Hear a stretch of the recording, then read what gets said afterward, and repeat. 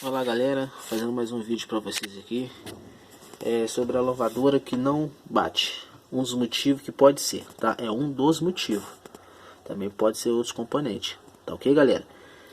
Um cliente deixou essa máquina aqui na minha oficina, falando que ela não estava batendo. Ela ficava só pam girando pela metade, mas não batia, né? Eu fazendo o checklist dela direitinho, eu achei que podia ser o capacitor, porque ela estava sem força para bater.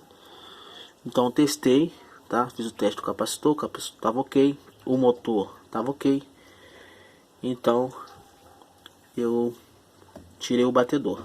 Tirando o batedor, eu encontrei isso. Tá vendo, rapaziada? Olha só o eixo todo danificado, rolamento enferrujado, está travado, tá? E esse é um dos motivos que a sua lavadora pode não estar batendo por causa disso. Olha só, esse camarada aqui, tá? Que é o eixo, como é que tá estourado, tá vendo? Tudo comido os dentes. E lá no fundinho aqui, ó, você está vendo só um rolamento que tá travando o camarada. Então,